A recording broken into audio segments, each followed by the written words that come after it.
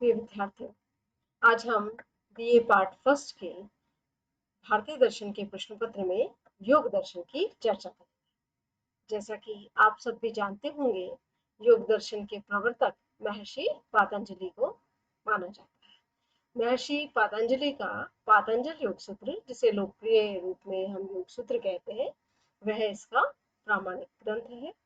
और इस ग्रंथ में 4 भाग हैं, जिनको 4 पाद के रूप में जाना जाता है: समाधिपाद, साधनपाद, विभूतिपाद और केवल। जैसा कि पहला पाद या पहला भाग है समाधिपाद। तो योग किसे कहते हैं, ये प्रश्न जो है आपके परीक्षा की दृष्टि से भी उपयोगी है। तो योग का अर्थ होता है जुड़ जाना, या समाधि के अर्थ में ही लिया जाता है, पर वस्तुतः योग की परिभाषा जो योग सूत्र में दी गई है वो है चित्त वृत्तियों का निरोध ही योग है। यानी हमारा चित्त जो है, इससे पहले हमने जब सांख्य दर्शन पढ़ा था तो हमने मनुष्य के मन, बुद्धि, अहंकार, इंद्रिय, पंच महाभूत, तन्मात्र, इन सब की बात की थी। पर हमारा जो चित्त है वो मन, बुद्धि, अहंकार, इन तीनों का संयुक्त रूप होता है। और सांख्य और योग भारतीय परंपरा में मनोविज्ञान के जो है दर्शन माना जाता है। यानी भारतीय मनोविज्ञान के प्रमुख जो स्कूल्स हैं, प्रमुख संप्रदाय हैं, उसमें सांख्य और योग को स्वीकारा जाता है। सांख्य दर्शन जहां मनुष्य के व्यक्तित्व और मन के सैद्धांतिक पक्ष की चर्चा करता है, वहीं योग दर्शन जो है उस सैद्धांतिक पक्ष के व्यवहारिकता को या उसके प्रैक्टिकल एस्पेक्ट्स को हमारे सामने रखता है। तो सांख्य में जिस प्रकार से मानव मन, मानव शरीर, सूक्ष्म स्थूल शरीर, इन सब की धारणा हम पढ़ते हैं, वहां योग में प्रमुख रूप से चित्त का मनोविज्ञान और उसके माध्यम से किस प्रकार से हम आत्मा के वास्तविक स्वरूप को प्राप्त कर सकते हैं, इसकी चर्चा यहाँ पर हमें देखने में मिलती है। तो योग दर्शन में योग की परिभाषा करते हुए महर्षि पतंजलि ने कहा है, चित्त वृत्तियों का निरोध ही योग है।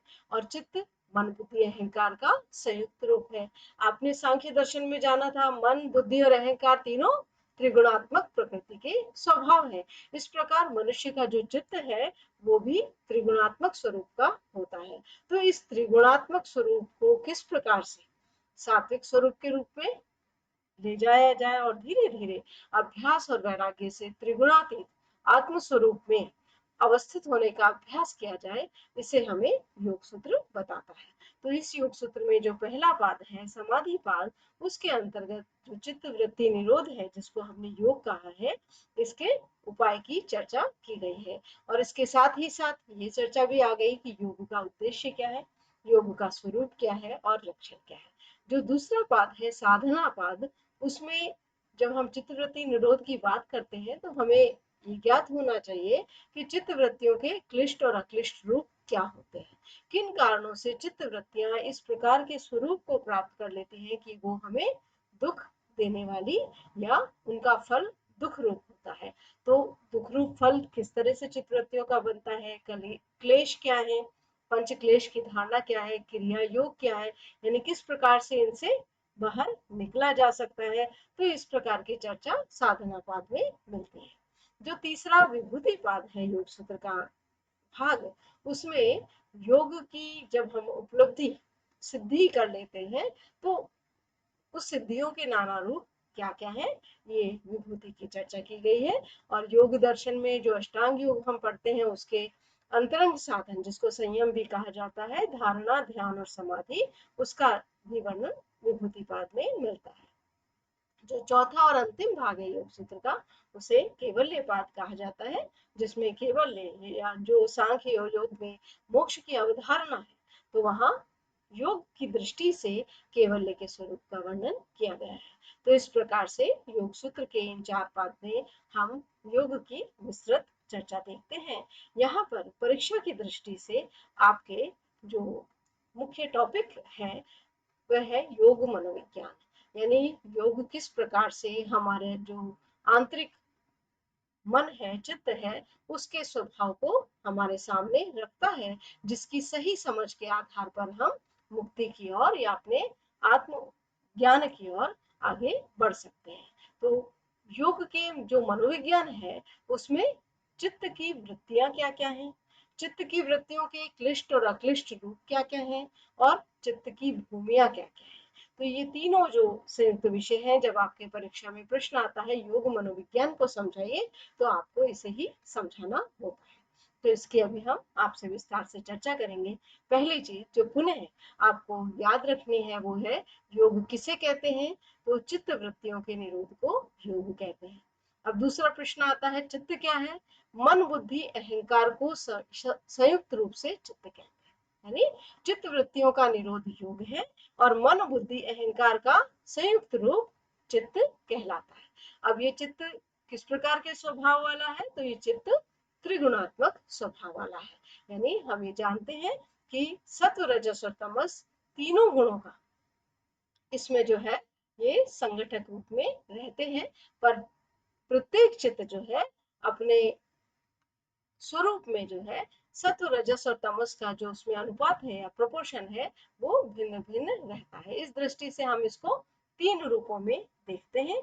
ऐसा चित्त जिसमें सत्व की अधिकता हो वो सात्विक है, जिसमें रजस की अधिकता हो वो राजसिक है, और जिसमें तमस गुण की अधिकता हो वो तामसिक है। पर ऐसा कभी भी नहीं होता कि सत्व शून्य हो जाए या रजस शून्य हो जाए या तमस शून्य हो जाए, क्योंकि सांख्य दर्शन में हम ये पाते हैं कि चित्त जो है वो जड़ त्रिगुणात्मक प्रकृति का ही कार्य है।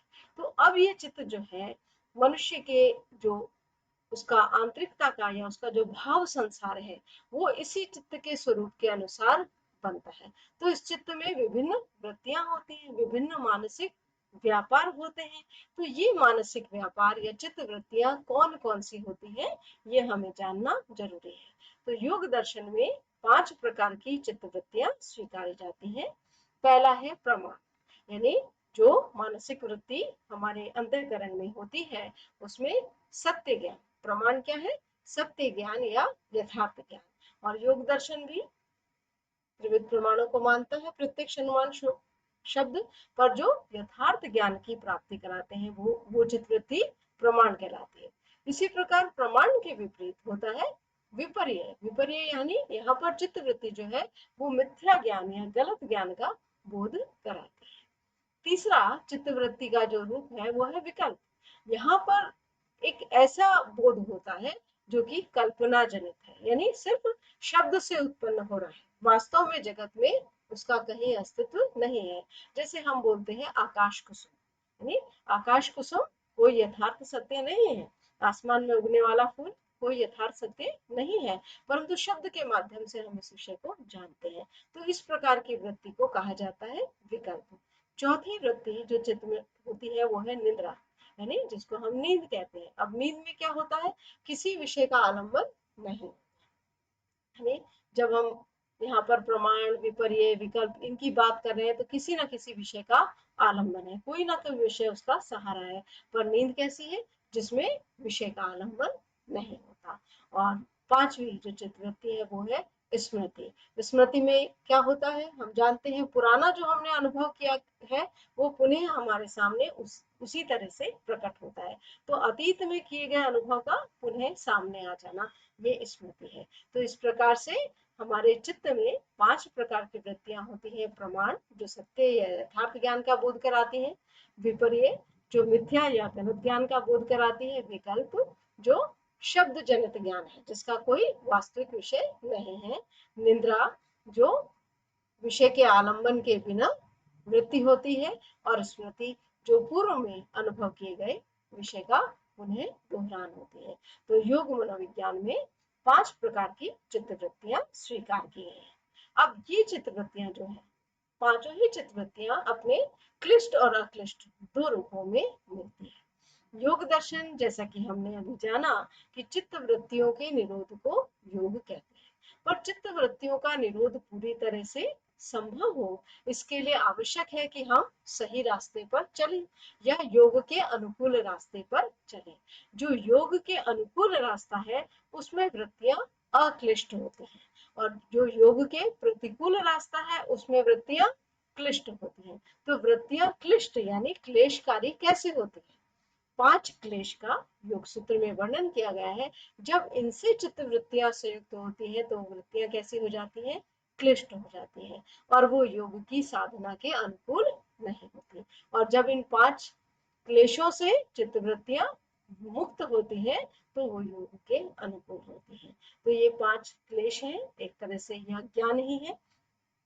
इन 5 क्लेश के नाम है, पहला अविद्या, दूसरा अस्मिता, तीसरा राग, चौथा द्वेष और पांचवा अभिनिवेश। यानी हमारा जो मानसिक व्यापार है वो क्लेशपूर्ण जो है इन 5 जो क्लेश हैं इनसे संयुक्त होकर होता है।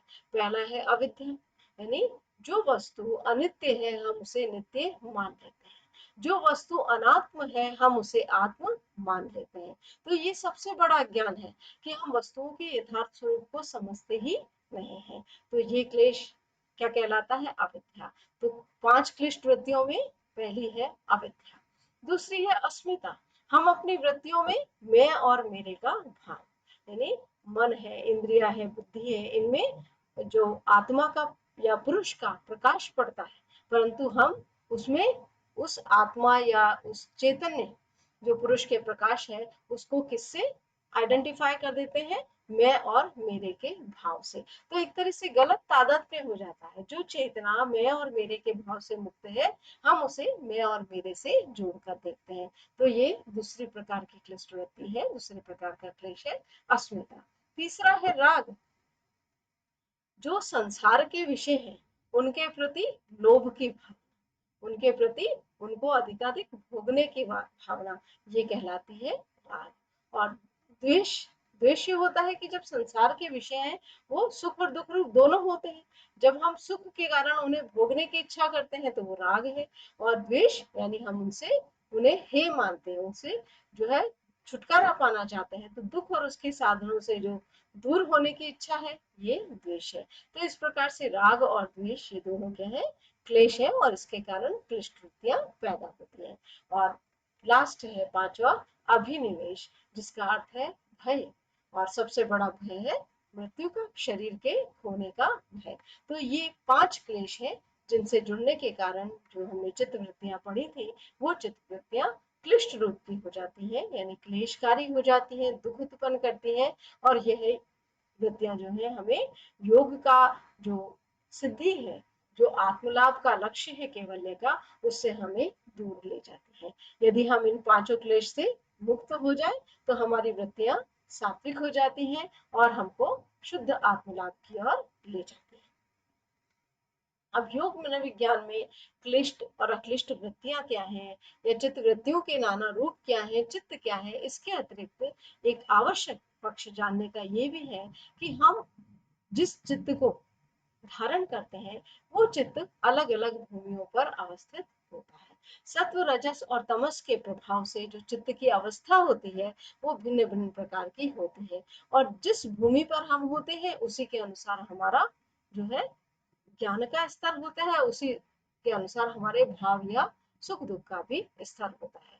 तो जब हम योग की बात करते हैं कि योग में हम समाधि की स्थिति की ओर बढ़ते हैं तो सारी जो भूमियां हैं या चित्त की सारी अवस्थाएं हैं वो योग के अनुकूल नहीं होती।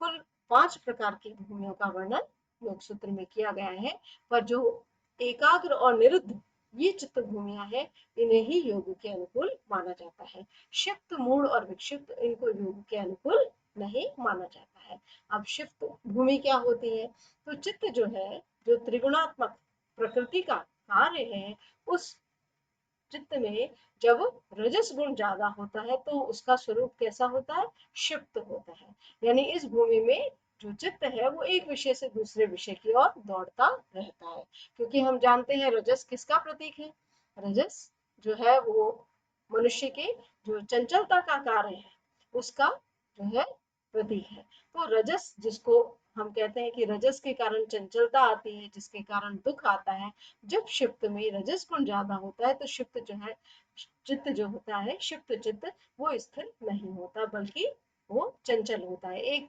अवस्था से दूसरी अवस्था की ओर, यानी एक विषय से दूसरे विषय की ओर दौड़ता रहता है। तो ऐसा चित्त जो कि अस्थिर होता है, इधर उधर चंचल होता है, उसमें कभी भी योग की सिद्धि नहीं होती। दूसरा है मूड, जिस प्रकार से सुप्त में रजस गुण की अधिकता होती है, मूढ़ चित्त में तमोगुण की प्रधानता होती है।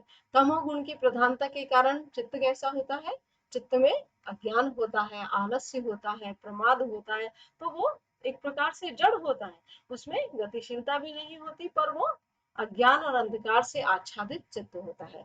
तो अज्ञान और अंधकार से आच्छादित चित्त को भी हम योग के अनुकूल नहीं मानते। तीसरा है विक्षिप्त।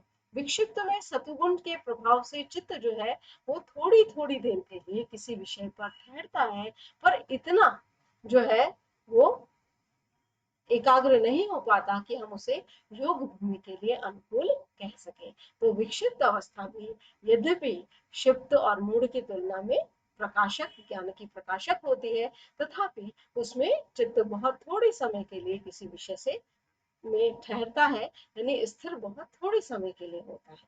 पर जब चित्त अपनी एकाग्र भूमि में, जब सात्विक गुण के प्रभाव के कारण एकाग्र भूमि में आता है, जो चित्त में किसी विषय से में देर तक अपने को स्थिर करने का स्वभाव पैदा होता है, और एकाग्र अवस्था में ही जो है वो हम जो है संप्रज्ञात समाधि को प्राप्त कर सकते हैं।